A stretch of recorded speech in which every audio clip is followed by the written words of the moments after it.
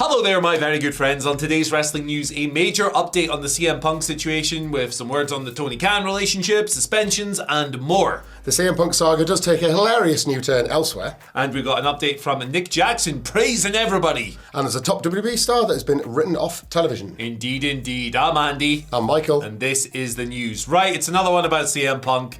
It's the big story in pro wrestling. What do you want us to do? Ignore it? That'd be silly. We're not silly. We're just sausages. Let's talk about... So I've got about 7 different stories to go over in this opening segment here, right? Yeah. Bear with me. I'm going to do it quick, but it's going to be a lot of me blethering at you. I'll just do this the whole time. It's fine. Yeah. So we won't go over the story so far. Watch yesterday's video. We got loads of stuff in there. But since then, it has been confirmed by Sports Illustrated's Justin Barrasso that CM Punk and Jack Perry have both been suspended by AEW, which confirms a Brian Alvarez tweet from the aftermath of the situation where he said the belief within AEW was they'd been suspended. We now know that is the truth. Tony Khan has confirmed that there's an investigation underway following an incident. You'd imagine it is relating to this. Now, there's no word on how long these gentlemen will be suspended for. You'd imagine it would be pending the investigation. And AEW, of course, have suspended Punk in the past. All Out, Brawl Out for having fights and stuff. So there you go. Both of them are suspended for now, right? On to the next one. Apparently, CM Punk did not directly inform Punk of the suspension. Fightful Select stated that at the time, that at least Punk had not been directly informed by AEW. Not that the suspension didn't happen, no. Just that the Punker hadn't been directly informed. House of Wrestling has since confirmed that Punk was informed, but not directly. It was through his lawyer. Okay. So there you go. They didn't go, hey, Punker, you're suspended, chief. See you later.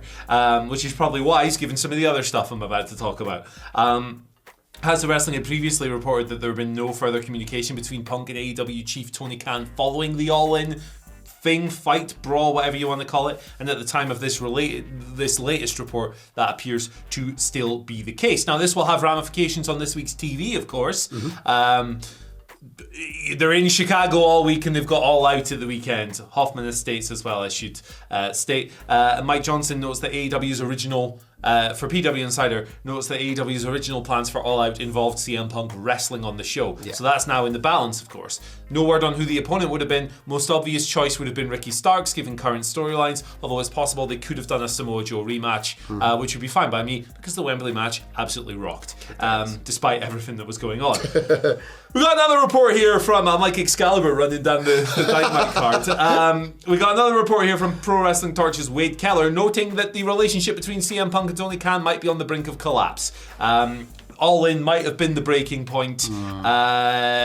And while Khan has made excuses or tried to excuse Punk's behavior in the past, and he has actively tried to steer him away from volatile situations, All In may end up being something of a final straw situation here. It's noted that Punk, who was already a bit pissed off that AEW didn't arrange travel arrangements for him from Heathrow Airport, he chewed Tony Khan out. First in front of a bunch of people and then again in his locker room. The exchanges were described as heated and intense, and 3 sources have noted to the Torch that Punk told Khan that he quit, and he chewed him out with harsh phrasing. So it's a whole deal. They've not communicated since then, per this report here. They didn't communicate for an extended period of time after this, which is unusual for them. They text when there's been previous blow-ups, so that didn't happen here. Now, House of Wrestling, in a separate report, I told you there was a lot, notes that among the comments that Punk's made during this confrontation, he said that he felt like he was working in a zoo. Yep. Although other interpretations are also doing the rounds. There you go. That's about 200 different stories for you. Give me some thoughts, because my brain is now spaghetti. Well, there's a silly one to come in a minute, which we'll get to, but I think the sheer volume of tales and the all wildly differing stories do make you realise that we're once again back at the point we were at last year, or even back at the point we were at last month, really, when there was the first reports of the people that could or couldn't access Collision or whatever. Seems to be that when there's a CM Punk, not necessarily a blow-up, but a moment of CM Punk controversy, it's a bit like a fire hydrant. Like you take the thing off and the water just goes everywhere and it soaks everybody in sight. It's really hard to narrow down your opinions to one specific thing, because there's just so many moving parts. Yeah. it's increasingly feeling like this will be it for AEW and CM Punk. But there are plenty of business reasons why that might not be the case. This Tony Khan Punk fractious relationship is the most interesting one to me, because I would have always thought he would have been the last guy to actually want to see CM Punk leave. Maybe for business reasons, that's still true. Remember the report about him marking out backstage when he returned? Like, from an emotional level, definitely not, but certainly from a financial and business point of view, you know, the one bill Phil, the very existence of Collision, it's never been as simple as just sack him, to those people that have ever called for that, and I'm certainly not one of them.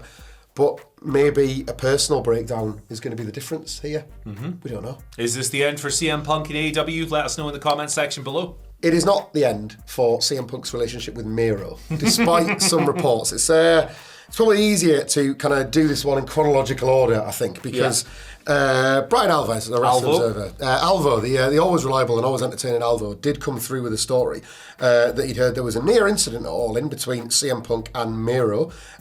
Miro had apparently approached Punk backstage to ask about what had occurred just previously with Jack Perry, and Punk replied that if he had a problem as well, he could step outside, really. And with all these other fights going on, it kind of, to be completely fair to Alvo, it just felt like another one of the... Imagine trying to fight Miro. Well, I mean, that is objectively hilarious. And I kind of love that Punk will have that dog in him till the day he dies. That is so silly. That's a gigantic man. Yeah. But so, Alvarez reports this, and a lot of people go, well, obviously the fight element of it is quite funny, but the story checks out, at least based on everything else you've heard. Then Fightful Select came through with a follow-up on the story to basically explain that the whole conversation had all just been in fun between the two. So after a couple of hours of people visualising this car park scrap between Miro and Punk, Fightful Select kind of like filled in some of the dots and made it clear that this was just a bit of fun. They were taking da piss. Yeah, they were taking da piss. Punk said apparently this all took place in the trainer's room, and as Miro came up to him, Punk said, quote, "Okay, unless you want to fight me too." So he was really more referencing the day he'd had at work rather than that he was, after a challenge, Miro jokingly accepted the fight, and then followed up by saying, "How about we take this to the ring?" Great pattern, and to be honest, I kind of wish they'd done that as an impromptu on the night. There's the Fightful Select story continued to say that they both laughed the situation off, and that sources, and you know, this has to be mentioned, I think, whenever this Punk stories break, there are multiple versions of one story, and the Fightful Select report mentioned that, quote, "sources that lean each way both reported this to be, you know, the case." It follows upon Miro's original tweet about the Perry and Punk story, that it was fake and untrue. He loves it, doesn't he? He absolutely loves it. I think a bit of levity is quite welcome in all of this. But the fact there's still a little bit of patter going on, I think is quite nice. From all the aggro. I love Miro so much. He's the best guy alive. This is great. Like I love that we got this just pile of fun emerging in the chaos here. I love it. Let's take it to the ring. What are you up to? They must have been laughing so much that everything gets leaked to the point that our jokey conversation makes it out there. Everything is getting leaked. This is it, and it kind of shows how crazy the situation is, right? Because look, this is just my interpretation of this. I don't know anything. I'm not judging anyone's reporting or whatever. This situation reads to me like someone who maybe doesn't like CM Punk all that much, or multiple people, of which there are probably no shortage, went to Brian Alvarez and went, "Hey brother, there was a fight," and just ignored the jokey element of it. And then afterwards, I think that Fightful have spoken to different people who've been like, yeah, they were taking the piss. Because none of what Alvarez really states there is wrong. It's, you read something written down, it's like, you know what, this story doesn't need context. Yeah, exactly. It just seems quite clear to me that the person, whoever he spoke to in AEW, I think he said 5 people, I had not given him the content. Was that on purpose? Who knows? It's a heated, divisive situation. Maybe it was. People have camps and all that stuff. You see a lot of people going, Brian Alvarez spreading misinformation. Nah, he was probably just led down a river, the poor guy. I think every single outlet worth its salt has pointed out several times that there are multiple interpretations of this situation.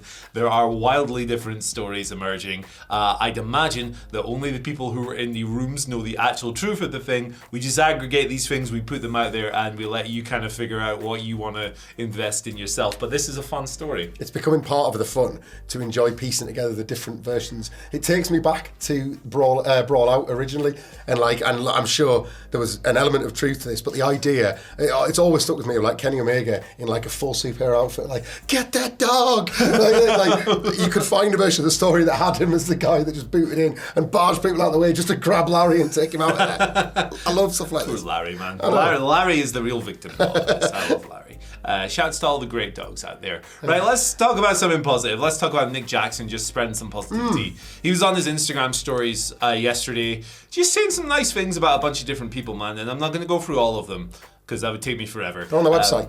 They are on the website. Check out the write-up by Damflit. There is lots of just nice stuff where he's thanking loads of people for All In and the success of the company and everything. I'll go through some notable ones here. Interesting that he shouted out Cody Rhodes, obviously, with a poster of the original All In, saying, "This doesn't happen without you. Spoiler alert for the people who say that we hate each other. That isn't true." He spoke a little bit about Will Ospreay. Said, "Don't tell Kenny I said this, but the best wrestler in the entire world," which is really nice. On Sting, they say never meet your heroes. I disagreed with that statement when I met Sting. It's an honor to have him in AEW. FTR, thanks for being so competitive. You guys drive us to be better. This isn't over. MJF and Adam Cole, there's some nice words there as well. For me, the most fun one of them all, Eddie Kingston. He said, "I love you. You're a huge reason why we stayed. You'll hate me for posting this." Eddie Kingston then responded to that on his own stories saying, "I hate you," which is sensational. So there you go. Nick Jackson spreading some nice stuff, just like us. Indeed. Like well-timed from an EVP point of view, I would say here. Like, Nick Jackson is going to be acutely aware of, well, basically everything we discussed in the first half of this video, and how that reflects on the AEW locker room. So it's absolutely worth throwing out the other side publicly and letting people know that there's a lot of love to be shared for what an incredible achievement All In was. Yes. You know, it does take a village. It does take... the MJF tweet I thought was similar to that as well, isn't it? Like making a point to isolate praise for every single person involved in the production, the outfits, Tony Khan himself. It's every single person in that organisation gets you to an 81,000 attendance beyond the wrestlers. So all this kind of stuff is definitely the other side of the aggro and all the anger coming out. Big agree. Big agree. Speaking of the EU side, should we go over to the Fed? Because somebody is going to be taking quite a bit of time off, potentially. A Fightful Selective reported that Bianca Belair could now be off television, the SmackDown star, anywhere between a few weeks to 3 months. Although at the moment they haven't reported exactly where within that range it'll be. Luckily, this was one of these things planned in advance. There's no, in direct contrast, there's been no fights, there's been no aggro, there's been no trouble. This is something. She's not been brawling with CM Punk. Okay. I wouldn't want to fight Bianca. She would kick his ass. She would destroy him. She would absolutely. She'd use him as a toothpick. Like, he wouldn't stand a chance. Of course, she was written off television a couple of weeks ago. They'd done the knee injury storyline at SummerSlam when she was cashing on by Io, and then Damage Katara doubled down in that backstage beatdown on the August 18th SmackDown. She has been wrestling. I was really fascinated by this stat. Good digging. That since April 2020, she's had a televised match every month other than December 2022 and June 2023. And factoring in the multiple main events, the Royal Rumbles, the Women's Championship epics at WrestleManias. Basically, she's become a stadium essential for WWE, you know, kind of like one of the most valuable players in the entire company. That's quite a remarkable record in this era of WWE's, like, I don't want to say lightest because I think it's fair to the wrestlers, but the kindest schedule ever for WWE wrestlers, and she's been one of the ones still absolutely grinding. So probably an overdue break for her, the wrestler, for her body, and indeed for the character. You know, it's a testament to her that she's, like, people haven't got sick of her over this time, and that she'll be missed. You see some fringe online stuff when her title reign was stretching towards the year mark and all of that stuff, from like, I'm tired of this, blah, blah, blah, blah, blah. But I always felt, like, I always really, really disagreed with that stuff. And I think it is just a vocal minority. Most things that happened on Twitter and X in that regard are not reflective of the wider picture. It's not real. Twitter and X are not real. And Bianca Belair absolutely Bianca Belair absolutely She'd be a great kicks chef ass. as well, wouldn't She would be a tremendous chef, making that Italian beef Hell yeah. I should say as well, Fightful did add, to add to our point from before, that like people within WWE were blissfully happy with how she's done as champion in terms of keeping up that schedule, the media stuff, community outreach projects. Charity work, community work. She did a lot. Yeah, how did she do it? I have no idea, but she's well entitled to this time off. Time off is good for everyone. Absolutely. Feels fresh and interesting when you come back, whether it's the same character, new character, whatever you want to do. She deserves it. She has earned it more than earned it. Yep. I was going to say more than anyone else, but like I don't know these people personally. How the heck would I know that? Start naming them. Yeah, exactly. List them. Miro. CM Punk. No, shout out to Bianca. I think she's tremendous. She's a stadium player. She's such a valuable person for WWE, a good person by all accounts, and a tremendous performer. So shouts to her. I hope she enjoys her break. Right.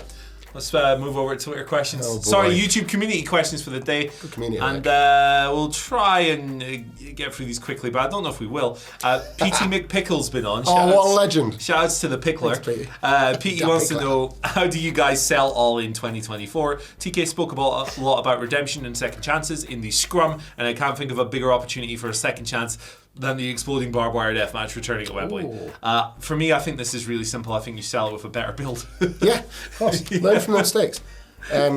Singles matches, reasonable complaints, valid complaints of your top stars being in sort of mid-card filler matches. And as well, sell it creatively from a commercial standpoint. We were talking about this. The vibe leaving Wembley Stadium was that people could not wait to place their orders for next year's show. Yeah. So do that now. We come up with some sort of system where this year's ticket gets you a discount or a pre-sale code or whatever, and try and get as many people back in the building that were there this year. It's almost making work for yourself to have to try and find 81,000 new punters when so many of them were buzzing with Sunday night. Yeah. Be creative in your thought about how you want to do this. Tony Khan, CM Punk shoot fight main event. That's put them in a line instead. Well. Yeah, like literal shoot fight. Why not? Yeah, sure. Right, let's go over to Color Taz, who's been on, asking if CM Punk ends up quitting AEW, do you see a chance of him returning to WWE?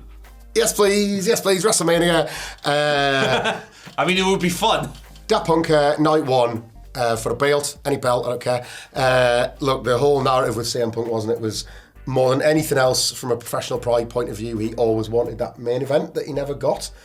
It's so crazy that we're having these conversations 12 months later, but I was on this train this time last year when it booted off in Chicago. I would absolutely have it all over again.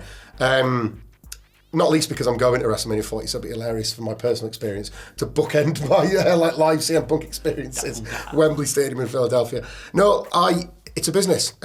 People, I understand it, but I think people were maybe naive to assume that something like the Cody Rhodes jump was never going to happen. And I think it would be, even in a CM Punk's case, there is simply too much money flooded throughout this industry now to ever completely chalk it off. You don't think so, do you? I completely disagree. I think... I could tell you where your face was going there. Yeah, I think, you have to apply never say never, obviously, but I think there's as close to a 0% chance of this happening as is humanly possible. I think that CM Punk...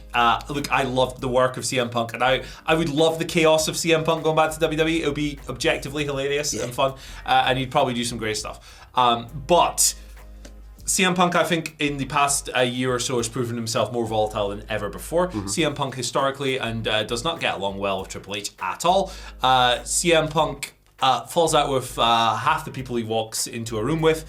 CM Punk's reputation as a backstage lightning rod has never been higher. I think that his drawing power is not what it was when he first came back to AEW. I do not see it happening, and it would end in disaster. I'm 100% confident in that. If CM Punk went back to WWE, it would be almost entirely motivated by spite, and I think that situations like that... It to me more. Everything you've said is like, let's go. This makes me want it more. Don't get me wrong, but I think it lessens the chances of it happening. I will wake up with a full head of hair before this happens. Pay it off, LTST.